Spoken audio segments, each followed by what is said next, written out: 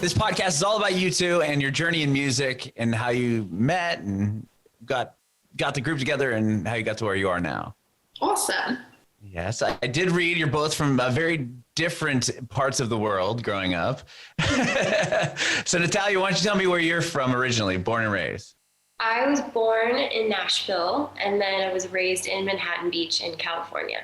Oh, interesting. I'm from Southern California, and now I just literally moved to Nashville with my family a month and a half ago. That's awesome. We love Nashville so amazing. much. It's a beautiful place. That is cool. Well, talk to me about Manhattan Beach and growing up there. I loved it. I think we both grew up around the beach, so that was something that we had in common. And the schools there were cute. I had a lot of friends. How did you get into music? My mom was a singer in Nashville, and that's why we lived there before. Oh, really? Yeah. And Okay. So growing up, watching her write music and perform was just really inspiring to me and something that I really wanted to do. That's amazing. Is that how did you go see her perform? And is that really how you kind of really got into it? I was little, but I was just always admiring her and watching her write music at the house or seeing her play shows. And it was just something that I really wanted to do. That's amazing. That's so cool. And you grew up in on the island off of Kenya. Tell me about this. I did. It's the island's called Lamu. It's a very small island. There's no cars. It's very remote. But interesting. I feel so lucky every day that that's where I grew up. I think it definitely made me who I am as a person. Mm-hmm. It was so peaceful and serene and just not only visually beautiful. I mean, the people were so kind and loving. It was kind of like a whole village that raised me, which is so amazing. I feel so lucky to have been born up there. Where you grew up, there's no car. Is it kind of like Catalina Island? I don't even know if you know where that is. I've never been to Catalina. I've heard that it's amazing. I really want to go, but it's just so small. So there was just no space for cars. The island itself was really big, but the town was so tiny that you can walk from one end to the other end in 10 minutes. And so everyone there, everyone knows you. It's just one giant family. It was really amazing. Interesting. What did mom and dad do? Why were you in? That's an interesting place to be born and raised, I think. I think my mom wanted us to be raised in a community that's just one big family, And so she went there on vacation when she was pregnant with me. And she was like, okay, I think this is it. I'm going to stay here forever. And so I was born in South Africa. And then after that, she went back to the island. And that's my sister and I had a little school with 5 people in it. And I think, it was such a safe environment for kids to grow up, and I could just run around and do whatever I wanted. And she knew that someone was going to take me home, and it was just a safe place. That's interesting. Where were they originally from before moving there? My mom's from South Africa and my dad's from Zambia. So we both grew up in Africa, both born in Africa. And where we were living at the time with my dad in Zambia was in the bush. My dad works in conservation. And so I think my mom wanted a place where her kids could run around and not be worried about the wild animals and whatever's around us. And so I think she went there on vacation and was like, this is it. It's here and I'm going to stay here forever. That is so cool. Well, how did you get into music? Was there a lot happening? As far as live music goes there? It's interesting. I think culturally in Africa in general, and specifically where I'm from, music is such a big part of the culture. In every sense, people are always singing and dancing and playing music wherever you go, whether that's at a wedding or even at a funeral, in every sense of life, music is such a big part of it. And so I think I was inspired by that at such a young age, but I also was just obsessed with music since I was so little. It was hard to get music there, Western music. Yeah. Probably wasn't a lot of record stores. No, there literally wasn't even one. And so the only CDs I would get or tapes, would be from foreigners bringing them and leaving them there. And then I would find one tape and become obsessed with it and listen to it over and over again. And I was like, I love them. Do you remember what was the one that you could remember off the top of your head? We had a lot of the same favorites, which is weird. Really? I had 4 Bob Dylan CDs. Okay. And I was just obsessed with them. And it was really random. It was Black Sabbath, Tupac, some Akon. there was a lot of really random stuff, but whatever I had, I just became obsessed with. And then a lot of classic rock, which is what my mom listened to, like the Eagles, Fleetwood Mac and stuff. And that's what we bonded over when we first met. Okay. She grew up listening to also. All right. Well, what was the first instrument you learned how to play, Natalia? The first instrument I learned to play was piano. Okay. And Did mom put you in it as early age, or because you guys switch, right? Ruby, you play keys in the group. Yeah. So this is who we both like gravitated towards as kids. The first instrument I learned was bass in boarding school. I mean, that's where I first learned that I wanted to play music. You know, I'd always been obsessed with music, but there were no pianos on my island, so I didn't really discover that until I went to boarding school when I was about 10. Okay. So you learned bass first. Yeah. Now you learned piano first, and then you guys switched to be in the band together. No, we just, when we met, I had already played bass and you were. Yeah, before we met, we had already switched. So like that's so interesting. Was bass, and then I discovered piano, and I was like, okay, this is my instrument. Like I'm obsessed with this. But I still played bass in my church choir band in boarding school, and it was really fun. But I definitely think piano was like the instrument that I really gravitated towards when I found it. I was like, I'm obsessed with this, and so I just kept playing it. That's amazing. And then how did you guys meet? Like, were you in LA, or like how did you guys start? And yeah, we were both at a recording studio in Santa Monica, and I just like saw her and I was like, that's weird, there's somebody here my age, and you were in a cat dress and Doc Martens, and I was like, my best friend. Wow. Well, why were you at okay, Natalia, were you recording a different record, or were you just there? Both there. I had known the owners of the studio separately from Ruby, and we were just both there learning how to write and trying to develop as artists. We were 16 years old, so we were literally just getting started. And when we met, we just had a bunch of sleepovers and hung out, and we wrote Wild Ones on my dad's couch. Really? Yeah, and after that, we were like, okay, like, this is really cool to like be able to do this with somebody. Yeah. That's so interesting. I think for me, like I had just moved to LA. I mean, I hadn't even moved here yet. I was just kind of visiting, and through like family, friends, and mutual friends, I was like, hey, I need to find somewhere that has a piano. Like I need to play piano. I've been here for 2 months and I haven't like been able to do that. So can you help me find somewhere? And my friend was like, oh, there's the Studio Rock Mafia like down the street. You should just like, they're friends of ours. You should go there. And so I would go there every day and just play piano and write. And then when we met, I didn't have any friends here. I just moved here. So I was just like, hey, you like music? I have friends. Wait, sorry, unless I think you told me, I must have forgot. Like, Ruby, why'd you move to Los Angeles? Well, I wanted to pursue music, and I had just finished high school in South Africa, and I had two paths. You know, I could either go into music school, and school didn't really agree with me, or I didn't really agree with school. I don't know which way to put it.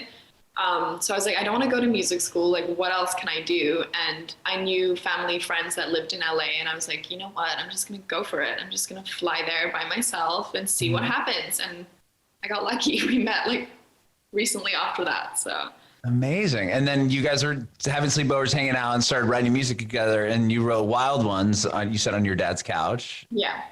And do you like tell me the progress? I mean, this song has almost 39 million plays on Spotify. Like, I mean, like when you release it, like how does tell me about the formation of the group and kind of how it built out from there? I mean, we definitely weren't expecting anyone to even listen to it. Like, for starters, you know, we were 17 years old. Yeah. And we kind of both had written this song about feeling out of place in a certain scenario or situation, you know, feeling kind of alone and not knowing where you're supposed to be and fit in, and finding it with each other. Yeah. And it was just like, it happened so naturally, I think. And sometimes when that happens, that's where you can really find the magic in songwriting, is when you just like sit down. I mean, we wrote it in like one day, and we went to the studio. We showed Tim James, who's the producer there. We're like, hey, we wrote this song.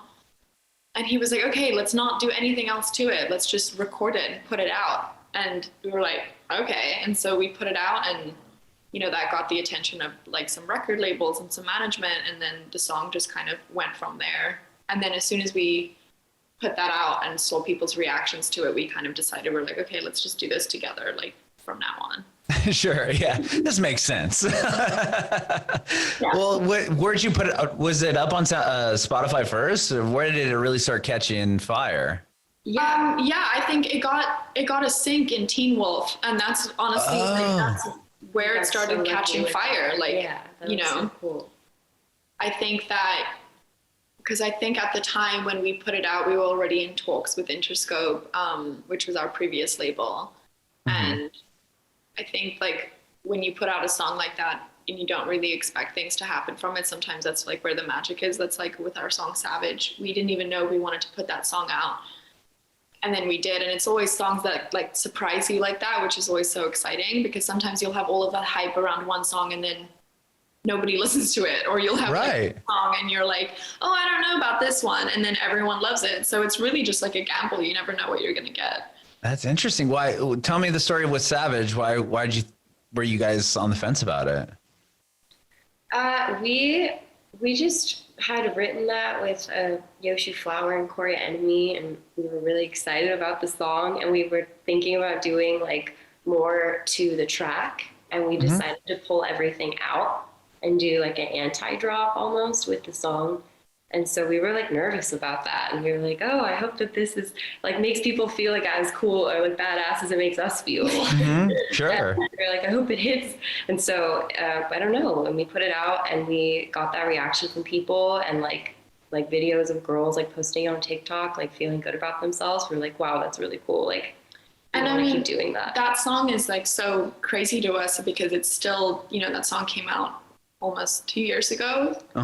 Years ago.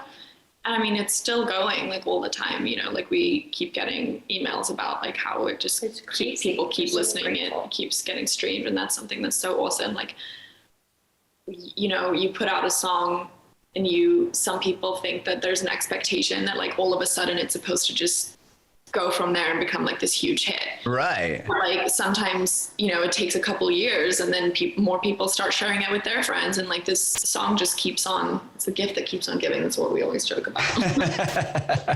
That's amazing. Well, yeah, because TikTok, I mean, a couple of years ago really wasn't as big as it is now, obviously. Yeah. I mean, was it like Musically at the time, or like, was it actually, I mean, it must have been one of those early smashes out of TikTok. I suppose so. And I mean, like, we didn't really even know that, you know, and then her little sister, who's like way more like tech savvy than we are, she like goes, hey, have you guys seen on TikTok, like if you look up Bahari and there's all of these videos of these girls, this is so cool. She's like, there's a dance. You probably can't do it. I'm like, I'll try. Did you guys do a video of you guys trying the dance? Oh, I don't think we could. You should try that. That'd be such a good video. We'll do. Okay. That's how we found out. She was like, have you seen it? I'm like, oh, no. No, it's awesome. I mean, we wrote that song, you know, at kind of a low point in our lives. And we kind of did it as like a confident booster to us, being like, oh, I wish I could feel this way, you know? And it kind of, I think when you put stuff like that in writing, it does actually make you feel a certain kind of way. And so it's just awesome, like watching other people experience that. Yeah, that must be really cool to see. Yeah, like you said, it's like an uplifting, positive song, and then these girls are doing this dance that they created to your song that you didn't even know about. You're like, whoa, all these people are doing this same dance to a song that we wrote and had no idea that this was even happening. How cool. Yeah, it's really awesome. I mean, we love that song. It's also one of our favorite songs to play live. It's just a fun one. How were you guys playing live pretty often prior to that song coming out? I mean, you had been a group for, I think that the Wild Ones came out, like 2014 or something like that. I mean, you had been around for a bit of time. Yeah. I mean, playing shows and going on tour is definitely like our favorite thing to do in the world. I mean, it's such a bummer we haven't been able to go in like a year. Right. But yeah, I think, you know, that's always how we kind of test the waters with our songs. Like sometimes we'll write a song and we're not sure about how we feel about releasing it, and then we'll play it on tour and like people will love it, and then we'll decide, okay, let's put the song out. And I think that's something that's so fun about that, is like you share that moment with your fans and with the people that listen to your music, and you kind of like just keep building that relationship, which is so awesome. With a song like Savage, was that one that you hadn't put out yet, and when you went on tour or played live and just kind of tested and saw like a huge reaction, or? Yeah, I think it wasn't on tour. We had a couple of like little shows around LA and California. And we had played a couple of shows where we actually played only songs that hadn't come out yet. Oh, that's rad. What a rad idea. Yeah, it was really fun. I think a lot of people are like, oh, what's going on? But I've never heard of anyone doing that. That's so cool. yeah, it was really fun. And they were smaller shows, like really small venues, but it was definitely like a really good time and a fun way to like see how the music and how it reacts with people and how it resonates with people. And that song was definitely like really fun. That was a banger from the set. That's cool. Okay, I think it's time. Yeah. Wow. Well, where were you guys at when this whole world kind of locked down? I mean, you put a song out called Waking Up the Neighbors in 2020. Yeah. Where were you, like, I don't know, March 5th? Just like kind of like a week prior. Like, were you touring? Were you in the studio? Yeah, we were on tour with Elohim on the group therapy tour. Oh, I think the last show before like the world ended, we were in Columbus, Ohio. Columbus, Ohio. Columbus, Ohio, yeah. And it was just the most surreal thing because every day we're like backstage looking at the news being like, oh, this state's shut down, and there was always the ones that we had just left. So Oh, I've heard this before. Like you're jumping to the next town and as it's almost like a wave about to catch you. we're like, whoa. This is not good. And so we were just waiting backstage, like waiting to find out whether our show would go on. And it was like 20 minutes before like doors opening. And we're like, okay, this is so sketchy. Like, should we cancel the tour? Like, are we not allowed to cancel the tour? We didn't really know what was going on. And then our tour manager comes backstage. She's like, yeah, so this is the last show. We have to drive back to LA tonight. And so, yeah, we did our last show and we drove all the way back to LA. It was like out of an apocalypse movie. We were just like, no one knew what was happening. We didn't know if like, we were going to be able to get back to LA. You know, at this point, everyone had bought all the toilet paper and groceries in all the stores. Right? How weird was that? Of time, we were like, what is going to happen? Yeah. I still am blown away by that. It was like, we need toilet paper was like the thing. Like, really? I know, it was absolutely mind-boggling. And we're like, I think we should stop at this really random grocery store in the middle of New Mexico, like on the drive back. Like, please, we need to buy food because like all of our friends were like, don't come back to LA. There's nothing here. We were like, Oh my gosh. yeah, it was so intense, but it was sad though because like we were so excited to finish that tour. You know, we hadn't done like the West Coast yet. We had done all the East and the South. And this tour was really fun. We had a really good time on it. And so it was such a bummer having to cancel all of the shows and not knowing when we would be able to reschedule. Yeah. I feel like we're getting close to that. We are. It does look like that. It looks like some festivals are going to happen. And I mean, other artists are booking tours or showing that they're going to be hopefully playing in November or December. So like that's exciting. That's really exciting. I'm curious to know if like when you were talking about being backstage and looking at your phone and kind of seeing like, oh man, like stuff's closing down. Were your shows like dwindling in the sense of like you knew it was a sellout crowd and you'd show up and it would be like 2/3 full or like anything like that? Like the last week. Yeah, but we were honestly more surprised that it wasn't doing that, you know? Oh, really? You're like, okay, people are just going to go for it. There was like there's curfews. There were curfews and stuff. And so I think that show, the last one that we did in Columbus, that was definitely the one where we felt the vibes were just a little bit, you know, people were definitely on edge. Okay.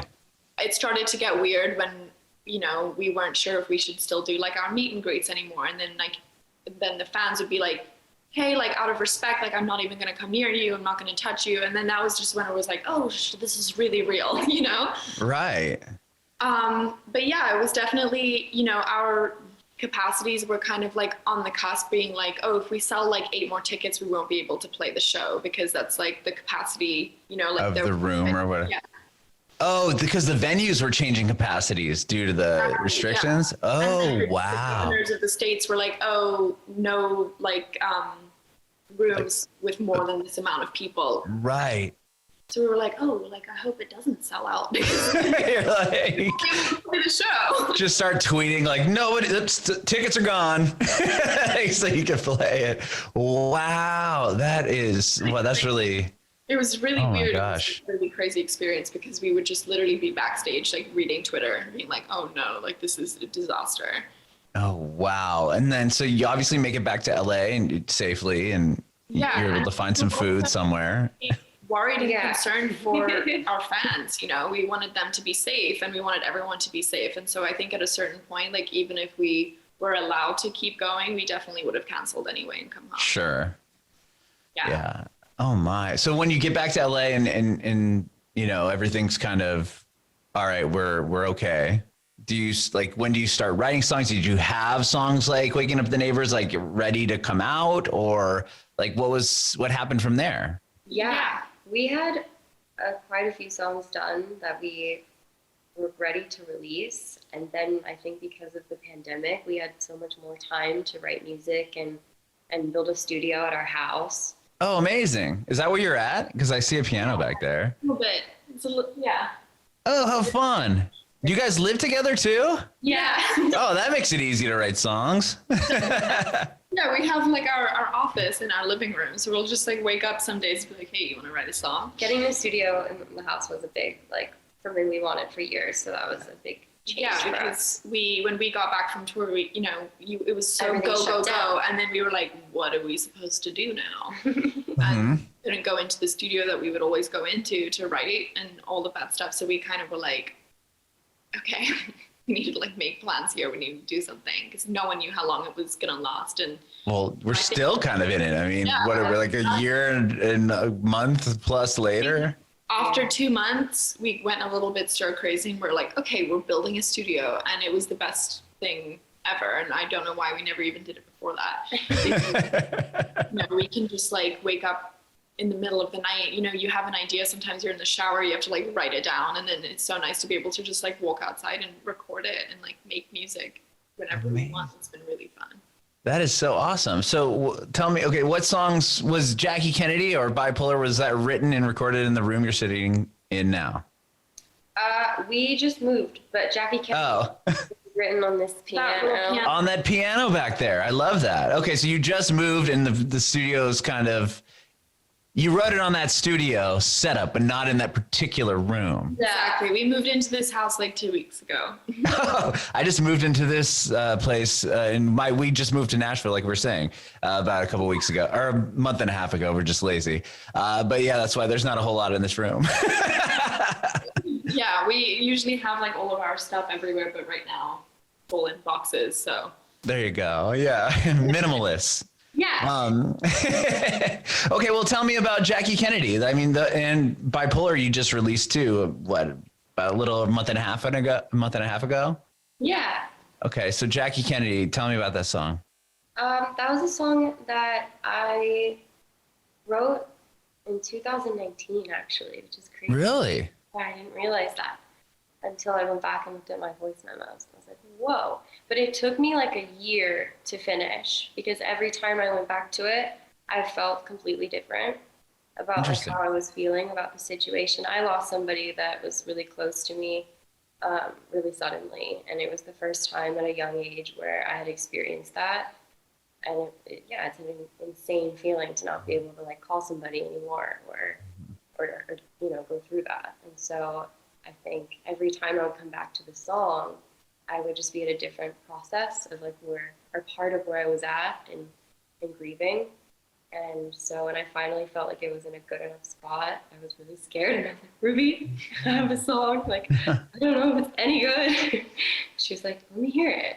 So I played it for her, and then we just like worked on it in the studio and played it for our team. And they were like, wow, we really like this song. And that was just like a crazy. It's an amazing song, and I'm just curious, like, was it something where you're saying you're going back and forth about it? Was it because of the importance of the song? Was it like is this good enough to represent this snapshot in time for me? And kind of like, did it set the bar a little bit higher because of the context of the song?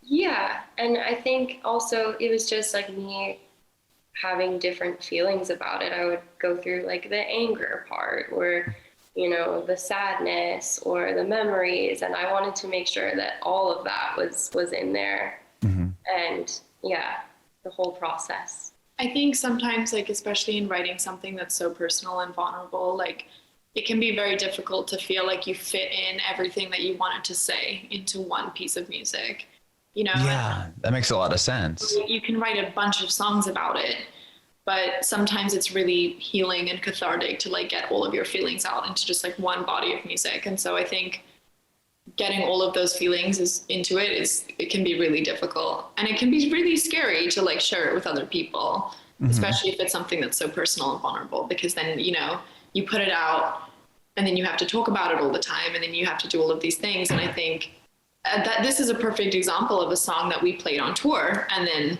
we decided, okay, after playing it on tour and after having people come up to us afterwards and say like, this song really means a lot to me, and I'm so glad that you played it for us, like this song is so healing for me. I think that's when we decided that we were like, okay, we're definitely going to put this song out. Yeah. What was that moment like, Ruby? Like when Natalia came to you and was like, here's this song, and then you kind of knew the context of it. Like, was that? I was really emotional. Like, I can't imagine. You know, I was with her when all of that happened, you know, I was there for her when all of that happened, and I knew that it was something that was really difficult to talk about. And so I was also really proud of her. Like, she sat down in her bedroom and wrote it by herself on her piano, and like, I knew she didn't want to show it to anyone until it was finished, until she thought it was perfect. And I was like, we're not going to change it at all. Like, let's just get some strings on it and put it out. Like, it's perfect like that. That's cool. And I'm sure that felt really good, Natalia, just having that validation from Ruby that like, hey, that this is a great song. This represents what you. That's why we love being in a band together, because having somebody there for you that understands what you're going through and can also just like give you advice is really like, I'm lucky to have that. Yeah, we were like thinking about it the other day. You know, I think in an interview they were like, oh, have you ever thought about going solo? And I was like, that would be so boring. Like, being on tour together, like, we have the best time ever, and like, we spend so much time together, like, it's actually ridiculous. Like, we can fully communicate without saying a word to each other. And I think you live together. I mean, that's like most of the time they're like, if you go on tour with your band, they like, you know, it could make or break you, and you guys are like, yeah, we're moving in together. You know what I mean? Like, totally different. yeah.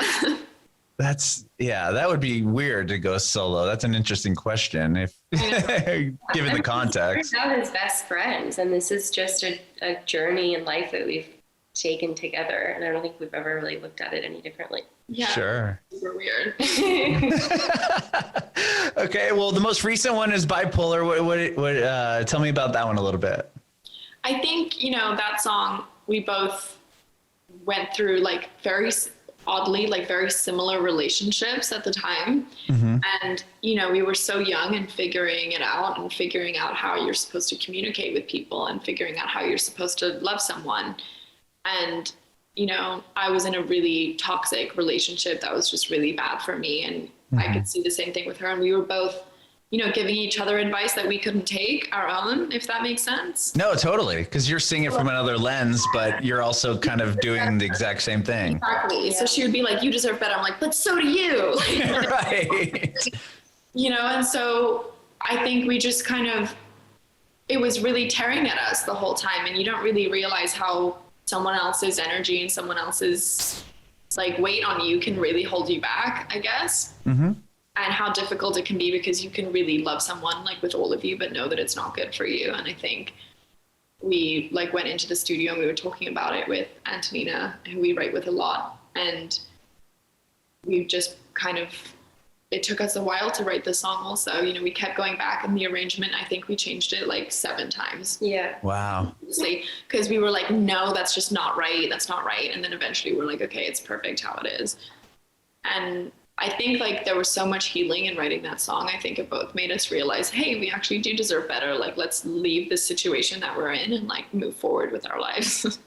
The question is, did you both break up with the person the same time? Like, was it like, all right, the song's done. We realized we figured it out together. We're going to both make the phone call right now. It would have been so cool. I think we kind of did. It We were was in our backyard in Bennett, we were both having like a mild mental breakdown at the same time. just like looking at each other. And I think both of the people that we were dating were not in LA. So we were just like both on the phones, like, You're like, okay, you go call. We'll meet back at the coffee shop in an hour and we'll talk about it. Did you do it? Have you done it yet? Pretty much, yeah. we did. That's what we did. And, you know, it was kind of like it worked out in like this weird, perfect way because, I mean, this was also like a while ago before the song came out, like now. And this was like 2 years ago. Yeah. Oh, wow. And so Some of them had for like over a year, and then a lot of the other ones are really new from during COVID. yeah. But I think like this song was just so special to us because it like represents such an important time in our lives that we became better from it, if that makes sense. Like it Totally. definitely made us better people going through that. And yeah. That's amazing. Well, that how crazy that you were. I mean, not crazy, but like that you were in the similar situation, and then the story behind it, and just Always like that. It's Yeah. so strange. you guys are like twins. I know. It's like what's that movie Oh, where they get like separated? yes. The Why? Lindsay Lohan movie. I know. Why can't I think of the I don't name? know, but sometimes people are like, "Are you guys sisters?" We're like, Sure. "Sure, could be." Yeah. I love that. Well, so what have you guys been working on now? So that you released Bipolar, is that going to be part of a full body of work? Are you going to release another single, or what do you have going on? Yeah, I mean, we've written so much music like during quarantine and COVID and just being at our house. I think we're in the process right now of like going through all of it and deciding like which ones are going to come out together as like one body of music or if we're going to release singles. I think, yeah, we're just in the process of figuring out what we're going to do with all of them because, yeah, it's been really fun. And then we kept trying to do that and then writing new songs that we like more than the other songs. So it was kind of like, which one do we go with? But I think right now we're just focusing on like finishing all of them and making sure that they're at a place where we want to put them out so we don't have to wait like, you know, a year before we release them. Sure. Just putting them out as fast as possible. I love that. And then hopefully you'll be able to play them all live here within the next 6 months or so. Who That would knows? be the most ideal. Yeah. Well, thank you both so much for talking with me today. I really appreciate it. Thank you for having us. Yes, I do have one more question for you, both individually, if that's cool. Same question though. If you have any advice for aspiring artists. I think, yeah, I mean, my advice that I would give is just to like be true to yourself, you know, like don't try and be somebody else. You know, there's nothing wrong with taking influence from other people, but you have to write your truth and like what means the most to you, because that's usually what resonates with other people. Yeah, I love that. Like we always talk about, it's kind of the same thing I would say. It's just if you speak your truth, like nobody can deny that. And I think in songwriting, you will write a bunch of things that are terrible, but if you keep going, you'll get something that works, you know, and that's what happened with a lot of things that I was working on. I was like, oh, okay, we got something. You just don't give up.